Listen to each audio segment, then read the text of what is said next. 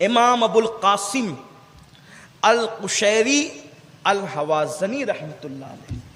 یہ امام ابو القاسم کون ہے؟ ان کی عظمت پہلے سن لو. تصوف پر ان کا رسالہ ہے، رسالہ قشیریہ. اب یہ رسالہ قشیریہ کیا ہے پتہ ہے؟ بندہ نواز گیسو دراز اس کو پڑھتے تھے علم حاصل کرنے کے لیے.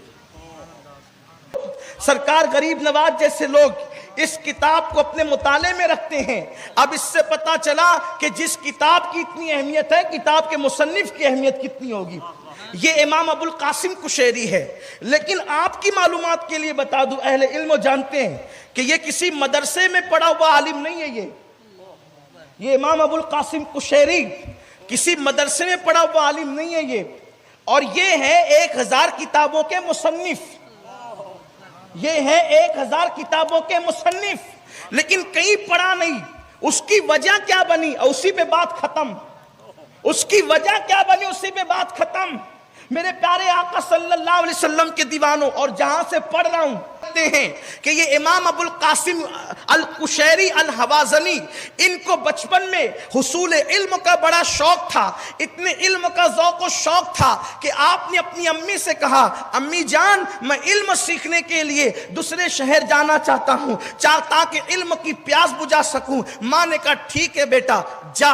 اور اس کے بعد یہ جیسے ہی گھر سے نکلے تو ماں نے کہا اللہ تو جانتا ہے کہ میرے بیٹے کے بغیر میں رہ نہیں سکتی. میرے بیٹے کے بغیر ایک لمحہ رہنا میرے لیے قیامت ہے. اللہ تجھ سے دعا ہے کہ کوئی ایسے سبب بنا دے کہ میرا بیٹا واپس آ جائے اور میرا بیٹا میرے ہی پاس رہے. ایسی حالت میں ایک منزل پر چلے تھے کہ ان کو استنجا کی حاجت ہوئی. آپ نے اپنے دوست سے کہا آگے بڑھیں گے بعد میں استنجا کر کے آتا ہوں. استنجا کے لیے گئے، وہاں ان کے کپڑے خراب ہو گئے. کپڑے خراب ہوئے تو سوچا خراب کپڑے لے کر آگے بڑھنے سے اچھا ہے گھر قریب ہے، چل کر کے پہلے غسل کرتے ہیں، کپڑے تبدیل کرتے ہیں، پھر آگے کا سفر طے کرتے ہیں. جیسے ہی گھر میں آئے ماں کو روتے ہوئے پایا، اور پھر ماں یہ کہہ رہی تھی اللہ میرے بیٹے کو بھیج دے، میرے بیٹے کو بھیج دے، اس کے بغیر میں ایک لمحہ نہیں رہ سکتی، قیامت ہے میرے لیے گھڑی. اللہ اکبر. پیچھے سے آ کر کے بات سن لی، اور سننے کے بعد غسل کیا، کپڑے پہنے.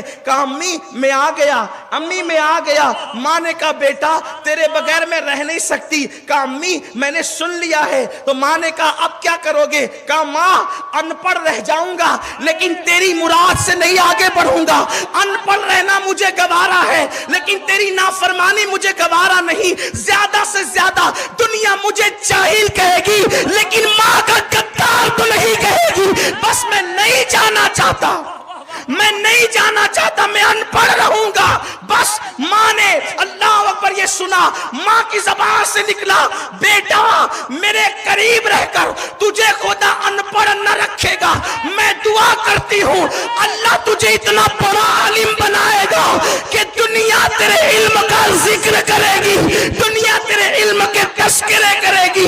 اللہ اکبر. ماں کی دعا کیا قبول ہوئی؟ داتا علی ہجوری نے تذکرہ کیا، محبوب الہی نے تذکرہ کیا، فرید الدین گنج شکر نے تذکرہ کیا.